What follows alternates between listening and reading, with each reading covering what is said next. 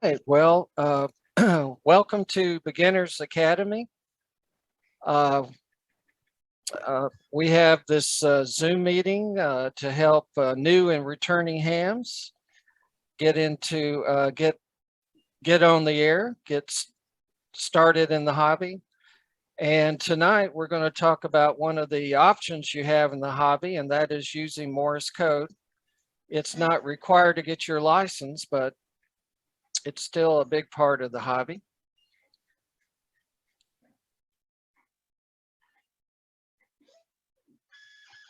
Indeed, yes, more. Forgive me if I call it Morris the cat, but it's Morse code. Yes, Morse code is a big part of ham radio, and Morse code has been used for radio communication since Marconi. He did a transatlantic transmission in 1901, and things really got going in radio after that. Um, Most ham radios support the CW mode for Morse code, particularly HF radios. And a simple CW mode radio can be homebrew or a kit. It can also be very small and power efficient. CW is more effective than voice modes when dealing with weak signals. And CW is ubiquitous in ham radio and is included for almost all awards and contests. And CW is also good for relaxing rag chews with many friendly CW operators. And while digital modes like FT8 have become popular, FT8 conveys only minimal information and is somewhat impersonal, but nevertheless, it's very popular. So I think we should use all the modes. CW is a learned skill, and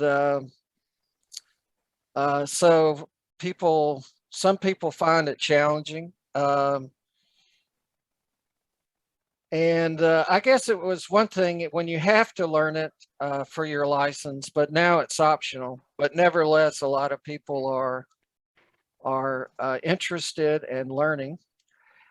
And like learning a musical instrument, commitment and practice are important. And there are many ways to learn Morse code, including some bad ways. We'll talk a little bit about that. And in the age of the internet, we have access to almost unlimited tools and methods to help. So it's almost overwhelming how many tools there are out there. Yet some get frustrated and a few say they can't do it at all. Or maybe they tried and failed. Well, a group of CW enthusiasts called CW Ops decided to create a CW Academy to support learning and improving your CW skills. And that's what we're going to focus on tonight. It's one option if you want to get serious about learning CW. And so I'd like to give you an introduction to CW Academy.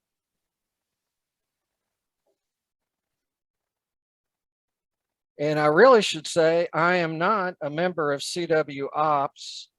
I'm not an advisor for CW Academy, and I haven't taken a CW Academy class, but I've consistently heard good things about their program.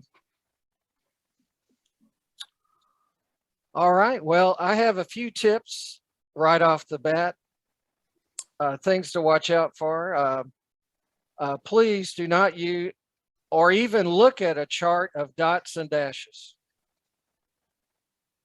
That's probably the first thing that people do, but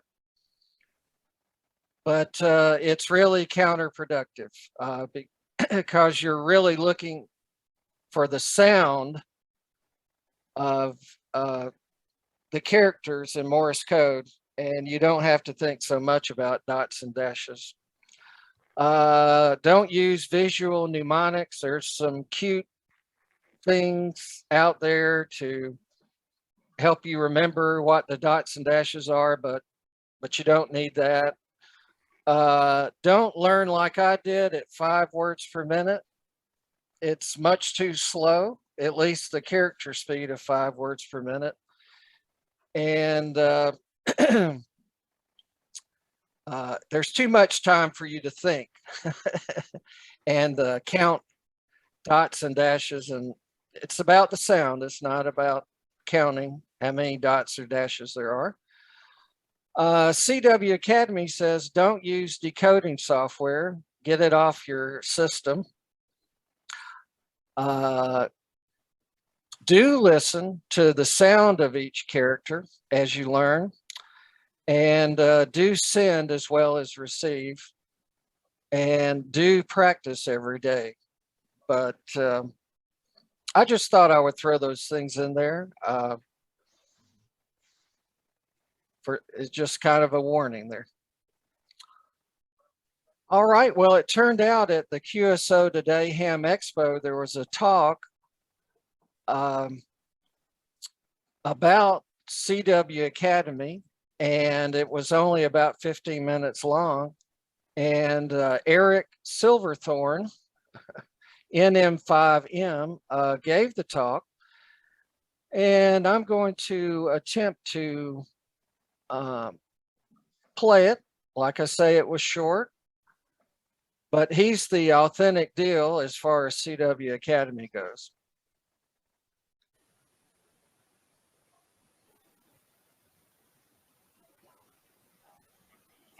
My call is NM5M, and I'm here to talk about the CW Academy and learning the Morse code.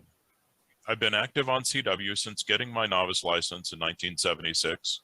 My interests include contesting, chasing DX, rag chewing, and homebrew. I'm a member of the ARRL, CW Ops, FOC, A1 Operators Club, Long Island CW Club, and the DFW Contest Group. I've been fortunate to have many great mentors throughout the years, and I wanted to contribute to helping hams learn CW. I've been involved in the CW Academy for the past 6 years as an advisor, and I've mostly led beginner sessions. The CW Academy was created by the CW Ops organization. The CW Ops organization promotes Morse activity and has more than 3,000 members worldwide. The mission of the CW Academy is to teach CW and offer programs to elevate the proficiency of its students. The CW Academy has more than 90 volunteer advisors, which are instructors, and more than 8,000 students have completed the CW Academy since 2015. CW Academy frequently has more than 700 students enrolled in a semester. The program is extremely popular worldwide. Many are surprised that CW is still popular and that there are hams who are interested in learning the code. The popularity of CW is evident on many contest weekends, as well as in activities such as Park on the Air, Summit on the Air events, and even thousands of contacts were made on CW in the last year's 13 Colonies event. Another example of CW's use is in ARRL's Field Day. More than 600,000 contacts were made last year. More CW contacts were logged than phone contacts. I've had many students who attended my class participate in events like Field Day, and their participation often creates interest in CW from other club members. CW Academy has 4 levels of training: beginner, basic, intermediate, and advanced. There are 3 semesters in which classes are held. The fall semester occurs during the months of September and October. The winter semester occurs during January and February. And the spring-summer semester is held in May and June. If you're interested in CW Academy, You may ask, what class should I enroll in? Perhaps you learned CW years ago and have not been very active, but you still remember the characters and have some basic proficiency. You can determine which class to start in by visiting the Student Self-Assessment page on the CW Academy website. On the CW Academy website, there are recordings which allow you to determine what your current copying capabilities are, and you can decide which course is best for you. It is important to know that there's no charge for enrolling and taking a CW Academy class.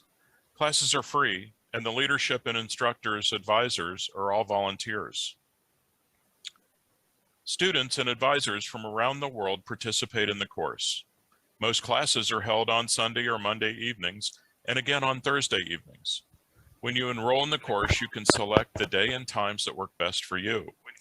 Managers of the organization assign students based upon the information that is submitted on the CW Academy Student Enrollment Form, which is also located on the CW Academy website.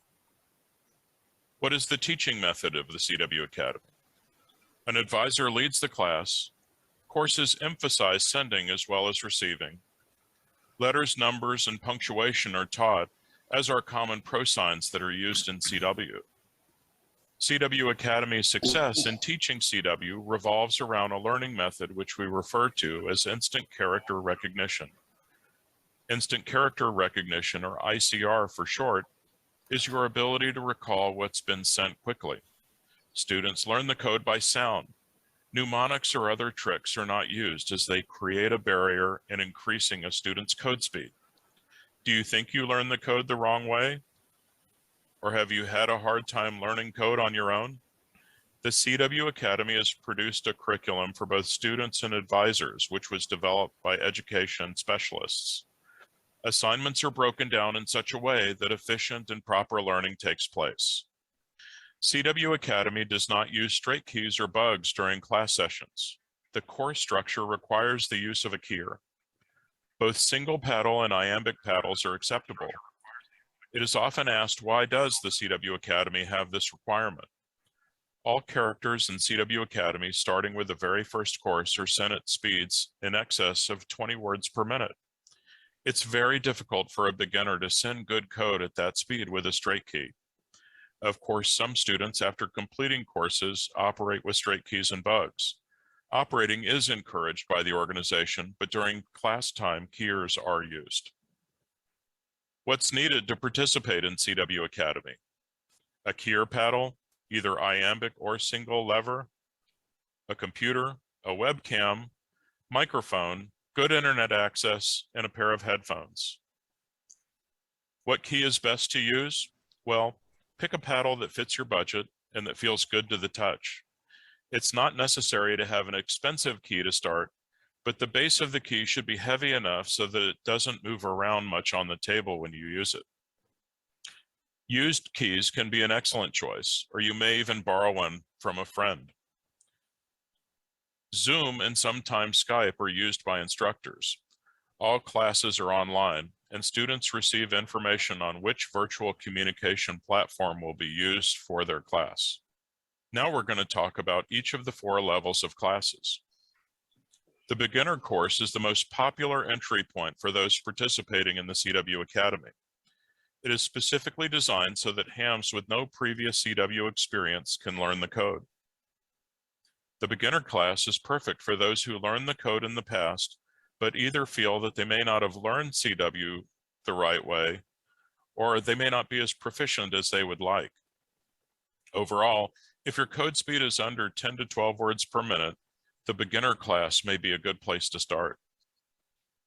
A beginner's handbook, which is downloaded from the CW Academy website, is used by students to prepare for each session. Classes are held twice each week and usually last 45 minutes to 1 hour. The beginner course makes use of an online program which was developed by Stephen Phillips called Morse Code World. The program is free and it has specific learning modules for CW Academy. If you search for Morse Code World on the internet, you can easily find the site. In my CW Academy beginner classes, I encourage my students to get on the air. Most students are able to meet this expectation and are able to experience the use of Morse code as a radio amateur. This is an example of using Morse code trainer. You can see in the history field that characters are introduced individually and are later used to form words. This is a very efficient way of training, and it has been proven to be quite effective. While the character speed is 20 plus words per minute, the Farnsworth speed, which is the speed between the characters, is much slower, about 4 words per minute or so when starting. Students in the CW Academy program are able to increase their code speed faster using this training method. Operating protocol is taught during the beginner course. Students learn what to expect during a contact and are provided with guidance on the proper sequence of information that is exchanged while making a contact. How do students succeed? Well, they need to be able to attend all the classes. There are 16 total, 2 per week for 8 weeks. It is possible to miss a couple of sessions and still do well. However, attending classes really helps students in their learning and in demonstrating their skills. Students need to be able to dedicate 45 minutes to 1 hour of practice time each day. If you can't easily do that, you should consider signing up for CW Academy at a later date when your schedule affords you to commit that time to learning. Upon completion of the course, students are expected to know all of the letters in the alphabet, also the numbers 0 through 9, and common punctuation before moving to the next level. Now we're going to talk about the basic course. If you already know all the letters, numbers, and punctuation marks, then the basic course is the right place for you to start. The basic course focuses on students improving their instant character recognition skills and in learning how to head copy. Much like the beginner class, there are 16 sessions with 2 classes held each week. Students are expected to practice 1 hour each day. Many instructors require that their students get on the air. Additionally, students learn to recognize words as sounds in the basic course. The intermediate course is designed for students who have a code speed of 10 to 15 words per minute and already have good instant character recognition skills. The intermediate course focuses on increasing a student's head copy skills. The course emphasizes the use of CW on the air and teaches skills for both conversational and contest CW. Teaching tools such as Morse Runner and RoofZ are used in this course. The advanced course is for students who can head copy between 15 and 20 words per minute. Conversational and contest CW skills are taught, and the students participate in many on-the-air events. Many advanced course graduates end up becoming members of the CW Ops organization. There are over 3,000 members worldwide. More information on the CW Ops organization may be found by visiting www.cwops.org. Is there a secret to learning CW? Practice is the key to success. Having the ability to practice 45 minutes to 1 hour each day of the week when enrolling in a CW Academy course helps students in accomplishing their goals. To sign up for a CW Academy class or to learn more about the organization, please visit the CW Ops website. Thank you for your time today and for allowing me to present information on this wonderful Morse code training program. Okay, well, just reviewing what you saw, CW Academy has 16, each class has 16 sessions, 2 per week. There are homework assignments. The good news is that you can access those even if you're not signed up for a class. And so I think that's pretty useful. And I'm going to speak a little more about that. And another very useful thing is the Morse code trainer that was mentioned. We can take a look at that also.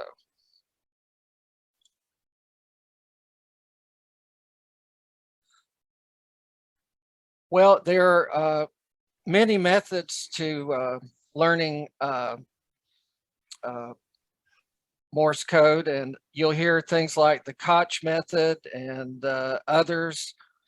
And generally, they pick a subset of letters to start, and then they progressively add letters in, and the different methods choose different letters. And CW Academy, starting with session 1, starts you off with A, E, N, and T. And I actually use this to kind of brush up on using a iambic key. And the most important letters for an iambic key to get right is A and N. A is a da, and N is a da dit. And it depends how you squeeze the key, but it depends which side of the key you touch first. So that's a little complicated, but I found this useful for doing that. And I pretty much follow this sequence to kind of brush up on things. And in fact, I pulled this out of their homework assignments. This is the first homework assignment. And they have you recognize the 4 letters one at a time, and then they start putting those together in words, building all kinds of words. So a session is broken into segments. And they also have recommended words to send. And so sending goes along with copying or learning the characters. I'm going to attempt to go to the Morse code trainer and show you how that works. And you may have heard it mentioned that they recommend a character speed of at least 20 words per minute. And the reason is that helps you grasp the sound and not the individual dits and das. But you can add, or you can basically slow down the rate of characters by putting space between them and space between words. And that's called the Farnsworth speed. So the Farnsworth speed starting out might be 4 or 5 words per minute. So I'm going to, you can use any kind of computer because this tool is available on a web page. So you should be able to use pretty much any kind of browser to get to it. And you don't have to load any software on your computer. And over here is a control for sessions. And they have 13 sessions already loaded in the training tool here. And over on the right is some choices you can make about the frequency of the tone, but also the character speed, which Eric recommends 20 or 22, and Farnsworth speed of about 5. And then you have segments which match the homework assignment. So hopefully you'll hear something here. This is the letter T.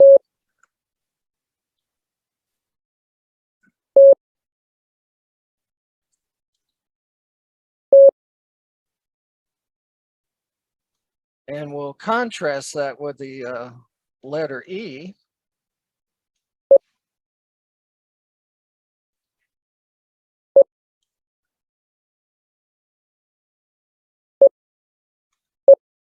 And you can kind of see how this goes.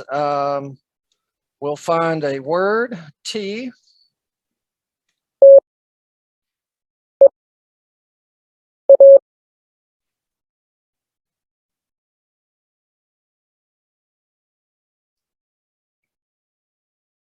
Quite a bit of space.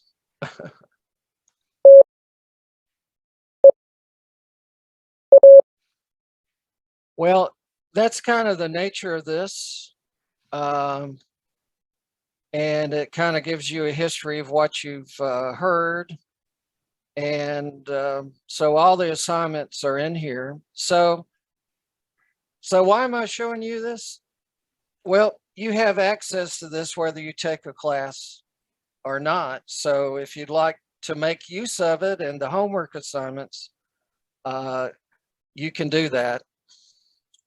But as Eric said in the question and answer, he believes that your success and your rate of learning will be best if you actually bear down and sign up for a class and do your homework and take advantage of the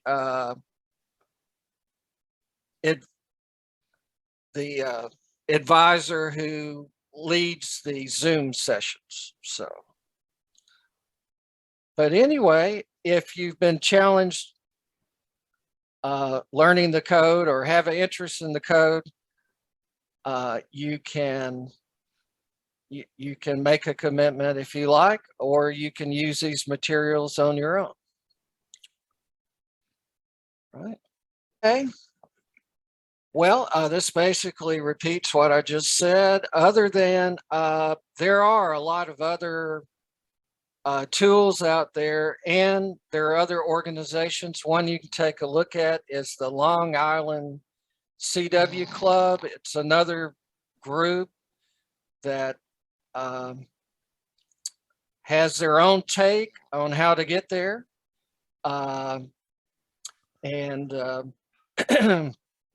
They're also very popular. So there's a lot of support for doing this by hams that want to give back to the hobby.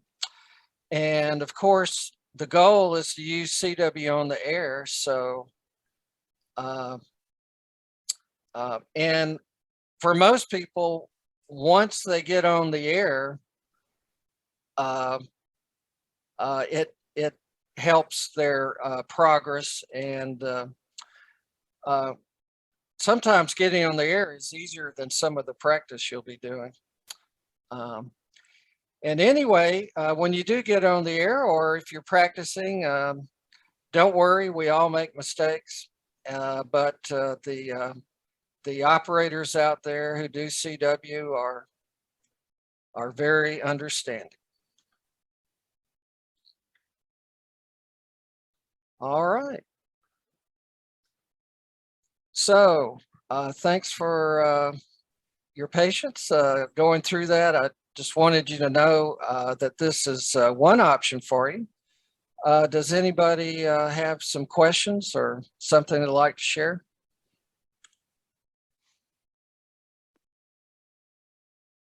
Yeah, Craig, I've got an Android app. Can I do a share screen? Yes, you can.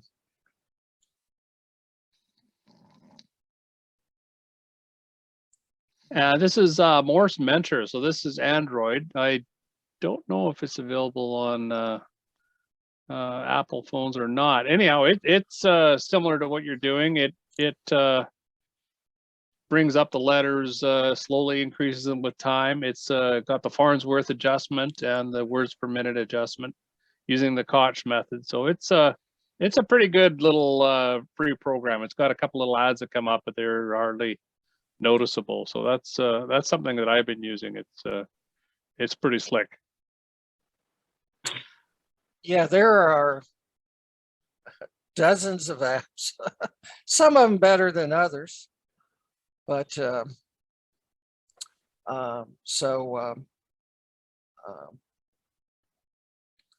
yeah, thanks for sharing that, Chris. So is anyone been trying to learn the code or have any experience at that? Well, I've been working on it for about a year and 2 years now. I learned it in 2004, I think it was, and then started doing PSK 31 and just dropped it. And now I'm trying to come back. So Yeah. I'm about 2/3 of the way through the alphabet, and I've been kind of slacking off the last few Yeah. months, but I'll get back into it again. Well, for Bob's benefit, I took a 25-year break, Yeah. and so really I didn't have, I can't say I totally lost it, but I didn't have much confidence. So I had a period of relearning and getting back on board. And I believe, Mark, you had a comment. No, I didn't. Oh, come on. Well, tell us about the key you bought, because you bought exactly what they were suggesting, I believe. Did I? That was a happy accident then. Yeah, I find, yeah, that's the problem I have though. I count dots and dashes though. Then I'm almost tone deaf, so it's kind of hard to learn. Yeah. Well, the What trick, key do they recommend? What is that thing? It is. Do you remember, Greg? It's, I think it's the MFJ something, isn't it? yeah, MFJ. It's paddles, and it has a code oscillator on essentially on the same slab. Like the 564, I think. Yeah. Yeah, a friend of mine a couple weeks ago gave me 2 old keys and a Bud Codemaster from 1955 or so. And I got it all working, you know, it was in terrible shape, had to blow the rat feces out of it and put some new capacitors in it, but it works, but there's no way I'm gonna do straight key. I need to learn how to do a keyer. Yeah, well, actually, of course, I learned with a straight key, and I'm having a kind of a hard time transitioning over. I actually know how to use paddles, but I don't quite have the confidence that I do with straight keys. And I wondered what the CW Academy would recommend, and I got the answer on that talk. They recommend a paddle, and I probably have some paddles I could loan out. But there are different kinds of paddles. There's paddles with 2 levers, and there's a single lever paddle. Well, for this class, either one would do, unless you particularly want to send using the iambic method. You can do that, but that's a learning curve in itself, I believe. But you know, I'm lousy with code, but I found that iambic paddle more comfortable because that knows how long to make the dots, and it knows how, that knows how long to make the dashes. Yeah. Then all I got to do is worry about the spacing. And my problem is that I have a tinnitus, and I have a slight ringing in my ear all the time. And sometimes I have a hard time the spacing in between the words and that. I mean, I need to practice a lot. I think if I keep hitting it, I'll get it, but I'm having a hard time with that.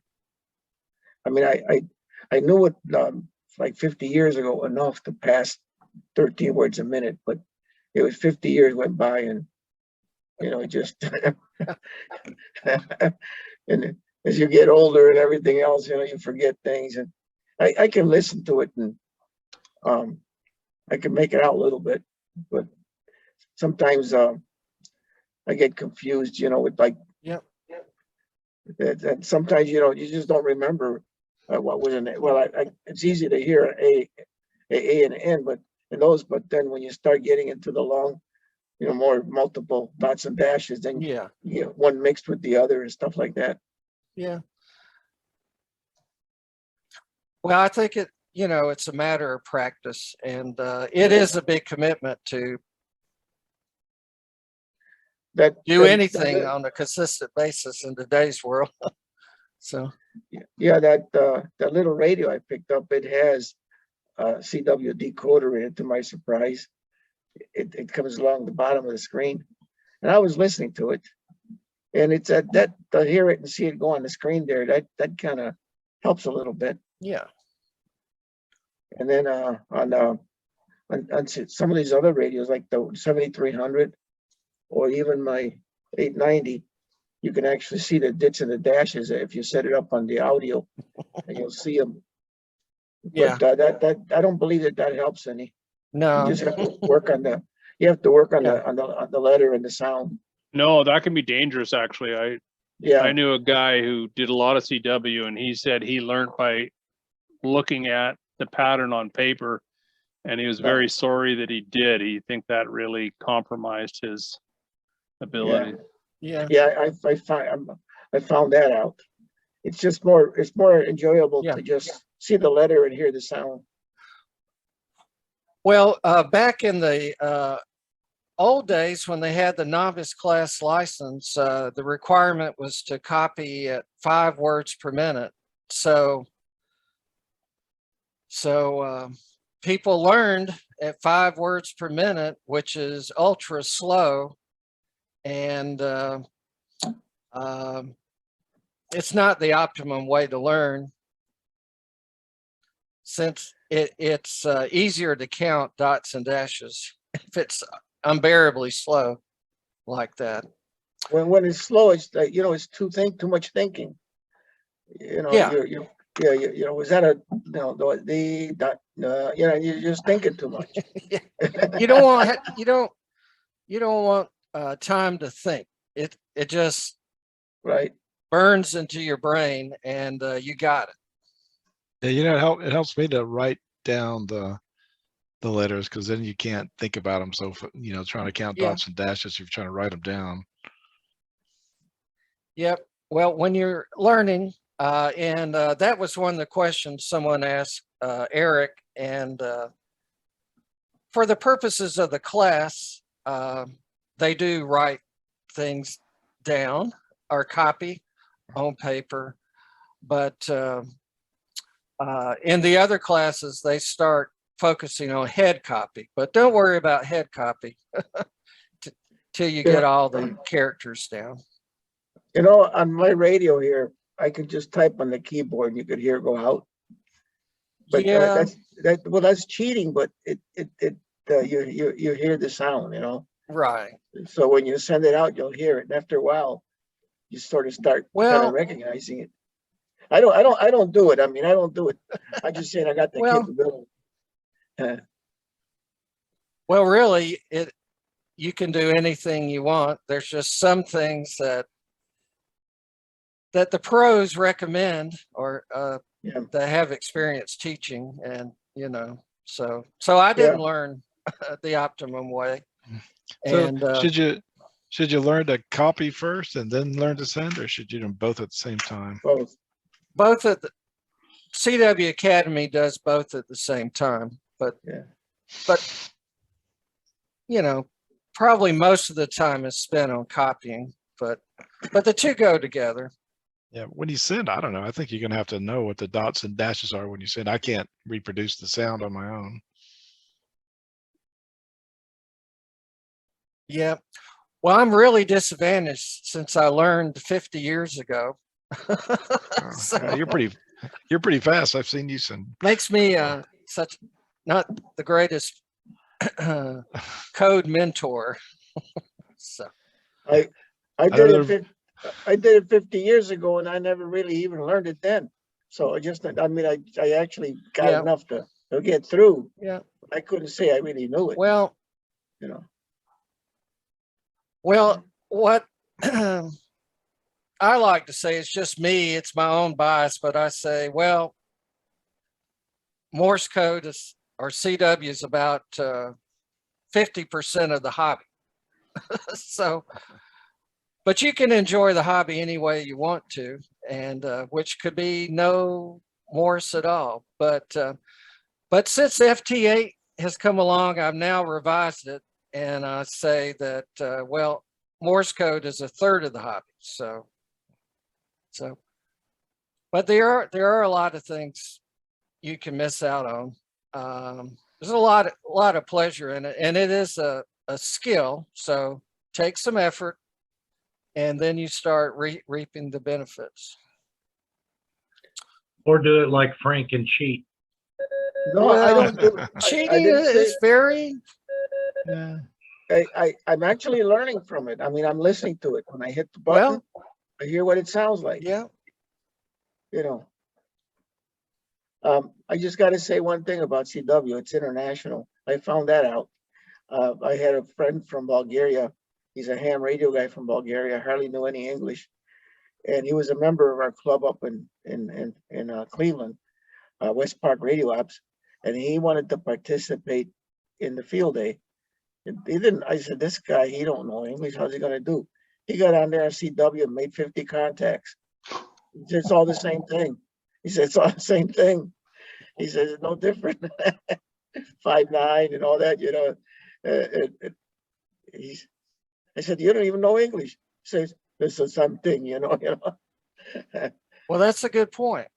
Yeah. Yeah. Well, Tom, in Dothan there, do you have something to share about learning CW or just CW in general?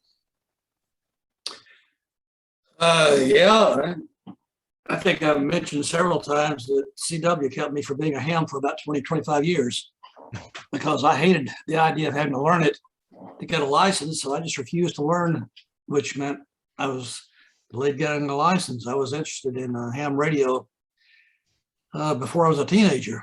I used to listen to a lot of stations, AM, of course, back in those days, and I would put a pin in the map that I got from the service station. You know, I heard a guy and where he was located, and I said, okay, we heard somebody in Columbus, Georgia, or Columbus, Ohio, or somewhere.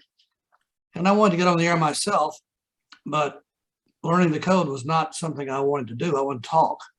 You know, let me talk. Who wants to, you know, do that silly dotted stuff? But finally, after about 25 years, I decided they weren't going to change. This was back in the 70s. I wanted a license, so I got to working with another guy. And we were at work, and during our lunch hours, we had a little keyer and an oscillator and all. And we just learn a few letters at a time. We'd send back and forth to each other. And we just did simulated QSOs in my office. And I found that helped to have somebody else because he would learn some letters and he would expect me to be able to copy them the next time we met. So that gave me a little bit of incentive to stay with it. And then, as you say, getting on the air was traumatic. I know I called CQ several times and was afraid anybody's going to come back to me, and they did. And I didn't answer. I ignored it, but it showed I was getting out. And then for the first, I don't know, maybe a month, I wrote out what I was going to send on paper because I couldn't remember. You send your name and then you send your report, RST, and your location, and then back to you and all that. And I was trying so hard, I was afraid I'd forget what I was doing.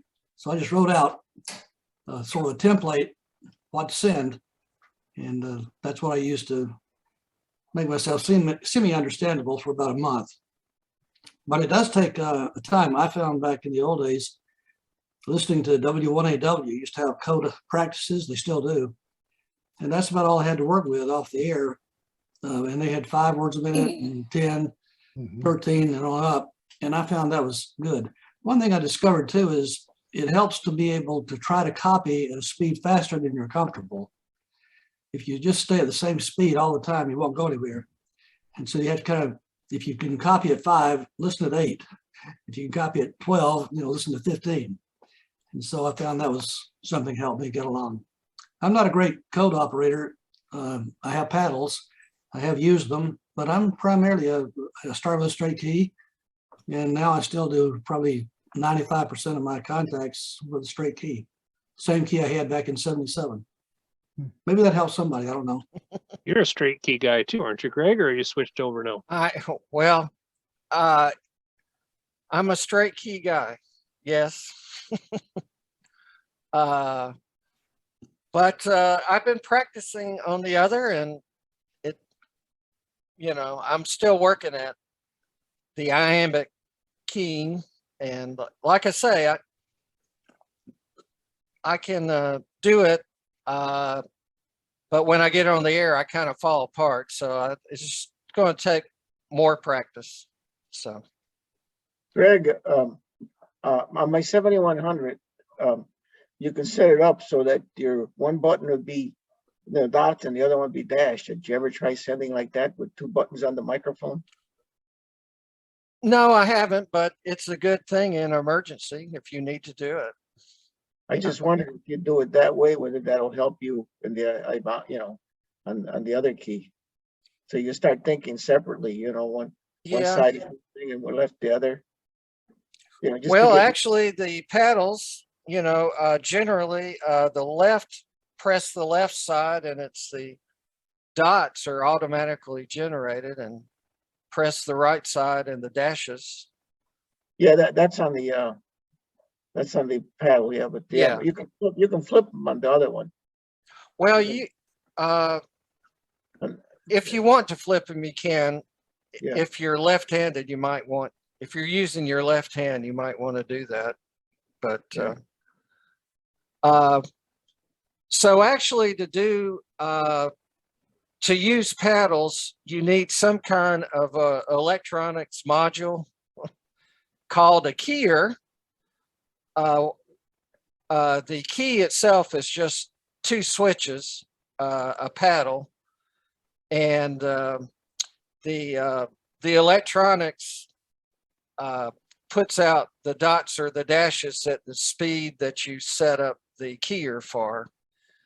But if you already have your radio, generally the radios these days have the keyer built in, and you can actually use your radio with an ICOM radio, but you have to be careful that you're not actually sending on the air while you practice. So with the ICOM, there's a button or something on the screen. It's called break-in.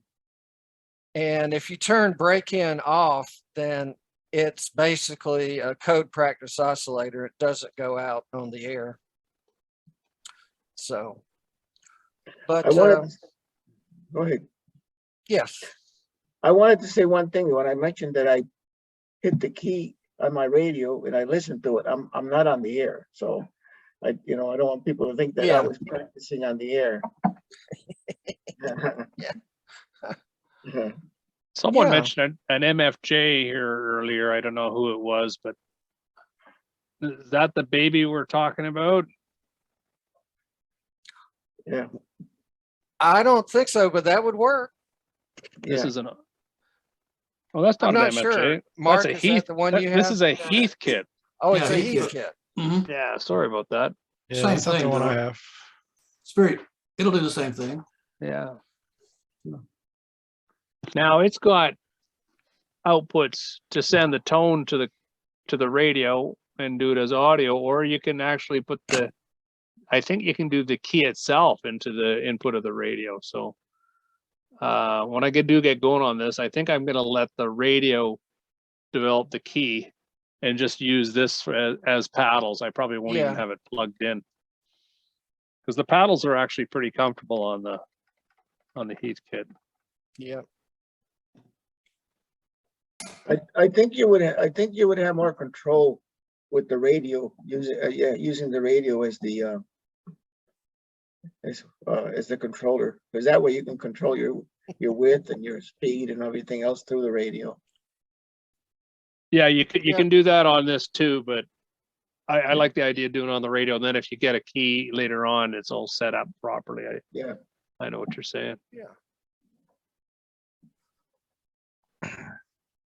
Well, just another facet of amateur radio, and I have had several people.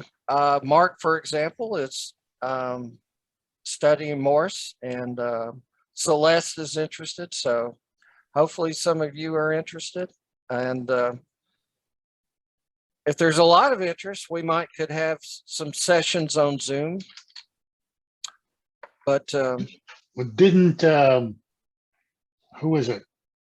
Somebody in the club had a CW practice night. well, Didn't they? yes. Before COVID, the club had a Tuesday night. Mhm. I believe it was Tuesday night at 7. It was a code interest group, and Bob Lesko was kind of the mentor for that, and he had people that would show up every week, and so yeah, I haven't heard anything about them restarting that, but if there was interest, they may. Yeah. Hey, Greg, Yes. we talked about straight keys and paddles, dual paddles and single paddle. What about the vibraplex type, the bug? What's your thoughts about somebody trying with one of those? Well, you can certainly try it, but CW Academy doesn't recommend it for their beginners. So I'd probably say it would be something that you wouldn't, you're not prohibited from using it, but you're probably better off with the electronic keyer, really, for learning purposes, I think. It's easier to adjust the speed and things like that. So, but Well, I agree wholeheartedly. I've Yeah. tried to use a vibraplex over the years, and I've never been able to get any success with it, whatever. I make a Yeah. terrible mess out of it. But some of the old timers really think that's great. But yeah, for people just starting out, I think it's one of the worst things they could probably try to do.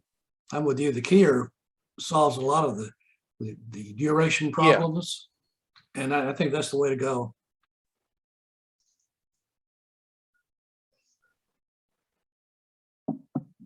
yep. Anybody out there have any keys for sale? I have my friend from Bulgaria. He's up in Cleveland. He asked me if he can pick up a key down here for him to get one. Anybody out there got one for sale or anything? Well, I don't know if I have one for sale, but I have a lot of them, Frank. Oh, I had to see if I could part with one. There's a cheap one. I have that one. Do you? And how do Yeah. you like it? I haven't really used it. I mean, Well- that's $44. I Yeah. made one. $45. There's a made- company on eBay, and they have their own website. I believe it's US Morse, and they started, I guess, I forgot what it's called now, printing, using that printing technique to make keys. But their inventory just keeps growing of the different kinds of keys they have, and they're really inexpensive. So I believe it's US Morse. And so who knows, you might can print your first key. I've done that. There you go. There's plans on YouTube, obviously. There's everything's on YouTube and on the computer to make a hacksaw blade paddle, using the hacksaw blade as the contact. Okay. I've made one. using the contacts. I made one using the contacts off of a relay, electronic relay, because that has silver contacts on it. And then at the middle was a piece of those stainless steel hose clamps. Hmm. That stainless steel, I straightened it out, made it really nice, and put plastic on the end. And I made it so it's adjustable, so you can adjust the gap and all that. Yeah. And it worked pretty good. I still have that. I mounted that on a 3/8 inch thick piece of brass, about 3 inches by 2 inches. Gives it just enough weight. And I put three rubber feet on it. That's funny because I try to put 4 of them, and it would rock back and forth. But when I put 3 in, it would stay more stable. Frank, All I've got a J37 World War II keyer that I would gladly give to you to give to your friend in Bulgaria Oh, that'd be nice. if you're interested. Oh yeah, I mean, I'm sure that he would enjoy that. I think he would. Yeah, that's a classic. It's a classic. It's J37, so it's one of the older ones. Well, I'll certainly, if I can get it, I'll give it to him, and I'll let him know that it came from you. Yeah, we'll get together anytime. Okay, thanks. All right. Well, at this point, we'll wind it up. And if there's further questions, you can send me an email. And if there's several people who are interested, maybe we can do the first few lessons there and see how it goes, just on our own. But I can't promise you what you're going to get on CW Academy or one of the other groups, but we'd be open to it. All right. Oh, Greg, thanks for putting that together. I appreciate it.